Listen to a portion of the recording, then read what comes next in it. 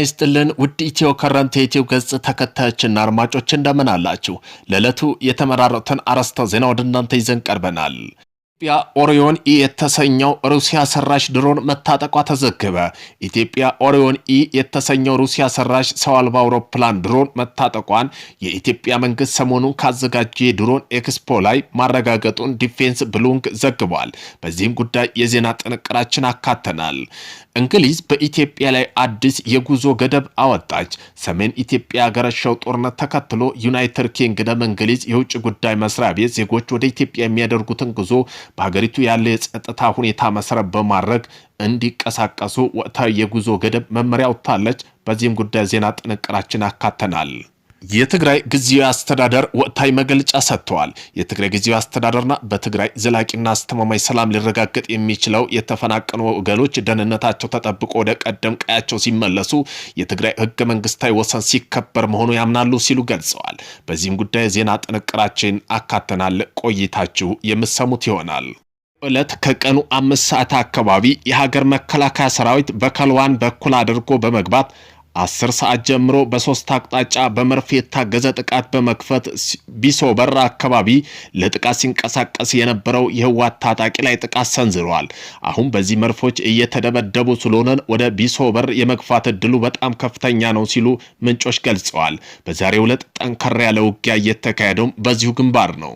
ሁለት ህወሓት በአፋር ያለው ድንበር በራያ ጨርጨር በቢሶበር በአዲስ ከተማ በኩል የቡድን መሳሪያ ሲተኩስ ውሏል። ህወሓት በጨርጨር በኩል በያሎ ድንበር ካሰማራቸው የጦር ኃይሉ በተጨማሪም ከቀኑ 11 ሰዓት ጀምሮ አንድ ተጨማሪ ክፍለ ጦር ከማቻር ወደ ቢሶበር ግንባር እያስጠጋ ነው። የህወሓት ቡድን ማአሾ አርሚ 43 እና 432 ክፍለ ጦር ከማቻር ወደ አፋር ድንበር አካባቢ ያስጠግቷል። ወደ ግንባር የተሰማራው ጸዳይ የተባለ አዛዥ የሚመራው ይህ ክፍለ ጦር 280 ታጣቂ ኃይሎችን አሰልፎ ወደ ያሎ አፋር ድንበር አስጠግቷል። ታጣቂ ቡድኑ በያሎ ወልዲያ በኩል ታጣቂ ኃይሉን አሰማርቷል። በወልቃይት የተቃውሞ ሰልፍ ተካሄደ። ወልቃይት ጠገዴ ሰቲት ሁመራ ዞን ሰሞኑን የህወሓት ወታደራዊ እንቅስቃሴና ትንኮሳ ተከትሎ በዛሬው ዕለት ተቃውሞ ሰልፍ እየተካሄደ ይገኛል። እምቢ ለዳግም ጦርነት የጥፋት ኃይሉ እኩይ ዓላማ ኢትዮጵያ ፍርስራሽ ላይ ትግራይ ሪፐብሊክ ለመገንባት ነው በሚል መፈክሮች ተመላክተናል። ኢትዮጵያ ኦሪዮን ኢ የተሰኘው ዘመናዊ ሩሲያ ሰራሽ ድሮን መታጠቋ ተዘገበ። ኢትዮጵያ ኦሪዮን ኢ የተሰኘው ሩሲያ ሰራሽ ሰው አልባ አውሮፕላን ድሮን መታጠቋ የኢትዮጵያ መንግስት ከሰሞኑን ካዘጋጀ ድሮን ኤክስፖ ላይ ማረጋገጡን ዲፌንስ ብሉንግ ዘግቧል። ኢትዮጵያ የታጠቀችው ሩሲያ ሰራሽ ድሮን ለኢላማ ቅኝት ለውጊያ የሚውል መሆኑን ዘገባው ጠቅሷል። ድሮን ከምድር ወለል በላይ እስከ 7500 ሜትር ከፍታና ለ24 ሰዓት መብረር እንደሚችል የሩሲያ መከላከያ መረጃዎች ያመለክታሉ። ሩሲያ ይህን ድሮን ለመጀመሪያ ጊዜ ከ9 ዓመት በፊት ሶሪያና ከዚያም ዩክሬን ላይ ለውጊያ ተጠቅማበታች ያለው ዘገባው፣ ሆኖም ግን ድሮኑ ለሌላ ሀገር መሸጧ በይፋ ሲረጋገጥ የኢትዮጵያ የመጀመሪያ መሆኑ ተጠቅሷል። እንግሊዝ በኢትዮጵያ ላይ አዲስ የጉዞ ገደብ እገዳ ወጣች። በሰሜን ኢትዮጵያ ያገረሸው ጦርነት ተከትሎ ዩናይትድ ኪንግደም እንግሊዝ የውጭ ጉዳይ መስሪያ ቤት ዜጎች ወደ ኢትዮጵያ የሚያደርጉትን ጉዞ በሀገሪቱ ያለው የጸጥታ ሁኔታ መሰረት በማድረግ የሚል አዲስ የጉዞ የሆነ ጉዞ ገደብ መመሪያ ወጥቷል። ከዚህም ወደ አማራ ክልል፣ ትግራይ ክልልና ጋምቤላ ክልሎች ሙሉ በሙሉ ዜጎች እንዳይጓዙ ከልክለዋል። ከዚህም በተጨማሪም የድንበር አካባቢዎች የሆኑት ከሱዳን ድንበር 20 ኪሎ ሜትር፣ ከደቡብ ሱዳን 10 ኪሎ ሜትር፣ ኤርትራ ድንበር 10 ኪሎ ሜትር የሚገኙ ቦታዎች በኬንያ ድንበር 10 ኪሎ ሜትር ርቀት ዋና መንገዶች ሳይጨምር በሶማሌ ክልል ከሶማሊያ ድንበር ኬንያ ድንበር 100 ኪሎ ሜትር ርቀት ከሞጃሌ መስመር በስተቀር በተመሳሳይ ዜጎች እንዳይጓዙ ከልክሏል። እንዲሁም በአፋር ክልል ከኤርትራ ጋር የሚያዋስነው የድንበር ክፍል ለኤርትራ ድንበር የሚያገናኘው 10 ኪሎ ሜትር ውስጥ ያሉ ቦታዎች ከኦሮሚያ ክልል ምዕራብ ወለጋ፣ ምስራቅ ወለጋ፣ ቄለም ወለጋና ሆሮ ጉዱ ወለጋ፣ የምዕራብ ሸዋ የተወሰኑ ክልሎች እንዲሁም በመንገር በስተሰሜንና የሰሜን ሸዋ የተወሰኑ ክልሎች ኤስሪ መንገዶችን ጨምሮ ዜጎች እንዳይጓዙ ክልክላ ከተጣለባቸው አካባቢ መካከል ይገኛሉ።